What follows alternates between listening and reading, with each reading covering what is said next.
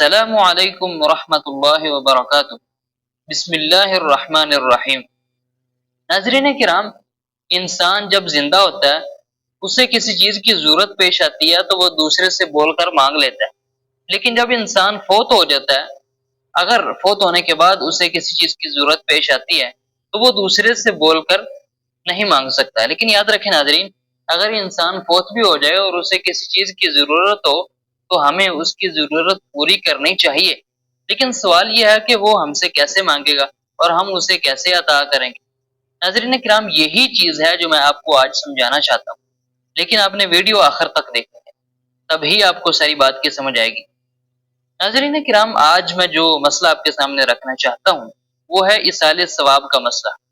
ناظرین کرام، ایصال ثواب سے مراد یہ ہے کہ مان لیں ایک شخص فوت ہو گیا، اب ہم اسے کون کون سے اعمال کر کے ثواب پہنچا سکتے ہیں، یہ ہے ایصال ثواب کا مسئلہ۔ ناظرین کرام، عبادات تین طرح کی ہوتی ہیں۔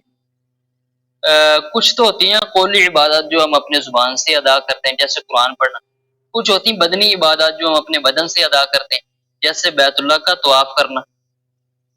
بیت اللہ کا طواف دیکھیں جب انسان کرتا ہے تو اس کا تعلق بدن کے ساتھ ہے۔ کچھ ہوتی ہیں جن کا تعلق ہمارے مال کے ساتھ ہوتا ہے جیسے صدقہ و خیرات کرنا۔ ناظرین کرام، جو تو قولی عبادات ہیں جیسے قرآن پڑھنا، آپ کوئی بھی اپنی زبان سے عبادت کر کے اپنی میت کو ثواب اس کا نہیں پہنچا سکتے۔ ناظرین کرام، یاد رکھیے گا جو بدنی عبادت ہوتی ہیں، صرف بدنی عبادت، اس کا ثواب بھی آپ اپنی میت کو نہیں پہنچا سکتے۔ ہاں، مالی عبادات جو ہوتی ہیں جیسے صدقہ و خیرات کرنا، تو اس کا ثواب آپ اپنی میت کو پہنچا سکتے ہیں۔ ناظرین کرام، جو بدنی اور مالی دونوں سے مل کر عبادت بنتی ہے، اس کا ثواب بھی آپ اپنی میت کو پہنچا سکتے ہیں جیسے حج اور روزہ۔ اب آپ روزے میں دیکھیں نا، بدن کے ساتھ ساتھ مال بھی خرچ ہوتا ہے سحری افطاری میں۔ ناظرین کرام، چلیے اب دلائل کی طرف چلتے ہیں۔ سب سے پہلی جو حدیث میں آپ کے سامنے پیش کرنا چاہتا ہوں وہ صحیح مسلم میں ہے کہ ایک خاتون رسول اللہ صلی اللہ علیہ وسلم کے پاس آئیں، آ کر کے پوچھتی ہیں کہ میری والدہ فوت ہو گئی اور میری والدہ کے ذمہ حج تھا، تو کیا میں اپنی والدہ کی طرف سے حج کروں؟ رسول اللہ صلی اللہ علیہ وسلم نے فرمایا اپنی والدہ کی طرف سے حج کرو۔ دوسری حدیث جو میں آپ کے سامنے پیش کرنا چاہتا ہوں سنن نبی داود کی، آپ نے فرمایا کہ جو شخص اس حالت میں فوت ہوا کہ اس کے ذمہ روزے تھے تو اس کے ورثاء کو چاہیے کہ اس کی طرف سے روزے رکھیں۔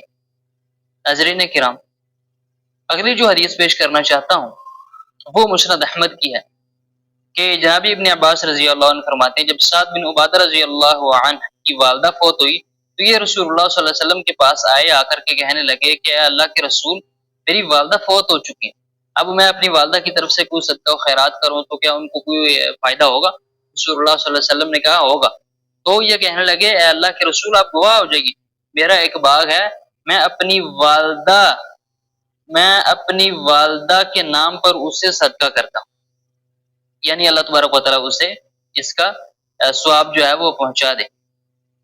ناظرین کرام، یہاں کچھ اہم باتیں جو میں آپ کو بتلانی ضروری سمجھتا ہوں، ان کے اندر ایک بات تو یہ کہ میت نے اگر کسی چیز کی نظر مانی ہے وہ کسی وجہ سے کر نہیں سکی تو آپ میت کی طرف سے نظر بھی پوری کر سکتے ہیں، اللہ تبارک و تعالیٰ انشاءاللہ ضرور اس کو اس کا ثواب پہنچا دے گی۔ پھر اسی طریقے سے عمرہ جو ہے وہ بھی آپ میت کی طرف سے ادا کر سکتے ہیں۔ میت کے پاس استطاعت تھی، اس نے عمرے کی نیت کی لیکن وہ کسی وجہ سے عمرہ کر نہیں سکی تو اب آپ اس کی طرف سے عمرہ کر سکتے ہیں۔ ناظرین کرام، ایک اور بات میں آپ کو بتانا چاہتا ہوں کہ دعا بھی آپ اپنی میت کی طرف سے کر سکتے ہیں۔ یاد رکھیے گا کہ دعا اور صدقہ ان کی کوئی شرط نہیں ہے، آپ میت کی طرف سے کر سکتے ہیں، جو ان سے مرضی دعا کرے، جس وقت مرضی کریں، جو ان سے مرضی صدقہ کریں، آپ میت کی طرف سے جس وقت مرضی کریں آپ کر سکتے ہیں بغیر کسی شرط۔ لیکن ناظرین کرام، روزہ اور حج آپ میت کی طرف سے کر سکتے ہیں لیکن دو شرطوں کے ساتھ۔ پہلی شرط تو یہ ہے کہ یہ اعمال میت پر فرض ہوں، یعنی نفلی روزہ آپ میت کی طرف سے نہیں رکھ سکتے۔ اور دوسری بات یہ ہے ناظرین کرام کہ میت پر جو چیز فرض تھی وہ کسی مجبوری کی وجہ سے اسے نہیں ادا کر سکا تو آپ تب اس کی طرف سے وہ چیز ادا کر سکتے ہیں۔ مثال کے طور پر حج میت پر فرض تھا لیکن وہ اپنی عیاشی میں زندگی گزارتا رہا تو اب آپ اس کی طرف سے حج نہیں کر سکتے تو اس کو ثواب پہنچے۔ ہاں، کسی مجبوری کی وجہ سے نہیں کر سکا، کسی شرعی مجبوری کی وجہ سے، عذر کی وجہ سے، تو اب آپ اس کی طرف سے حج کریں گے تو اسے اس کا اجر پہنچے گا، ثواب اللہ تبارک و تعالیٰ اس کو پہنچا دیں گے۔ ناظرین کرام، ایک اور بات جو میں آپ کی خدمت میں رکھنا چاہتا ہوں، بہت ہی اہم بات، وہ یہ ہے کہ قرآن پڑھ کے میت کو بخشنا، اس کا کوئی ہمیں دلیل نہیں ملتی ہے اس کی۔ اب آپ دیکھیں نا، ہمارا کو جب مر جاتا ہے تو ہم بیٹھ کر سورۃ یاسین نے پڑھ کے اپنی میت کو اجر پہنچا رہے ہوتے ہیں، پھر اسی طریقے سے ہم قبرستان جا کر کے کیا کرتے ہیں کہ جناب فاتحہ پڑھ کے جو ہے میت کو ہم اس کا ثواب پہنچا رہے ہوتے ہیں۔ غلط چیزیں ساری ہماری اپنی طرف سے گڑی ہوئی ہیں، میت کو اس کا ثواب پہنچانا جائز نہیں پہنچتا اس کو، کیونکہ کوئی ہمیں اس کی دلیل نہیں ملتی قرآن میں یا حدیث میں۔ پھر دوسری بات یہ ہے ناظرین کرام کہ کیا ہمیں کنفرم پتہ ہے کہ جو ہم نے قرآن پڑھا یہ ہمیں بھی اس کا ثواب مل گیا؟ جب ہمیں یہ نہیں پتا کہ پتہ نہیں ہمیں اس کا ثواب ملا کہ نہیں ملا، تو ہم یہ کیسے کہہ سکتے ہیں کہ اچھا بھی میت کو اس کا ثواب مل گیا؟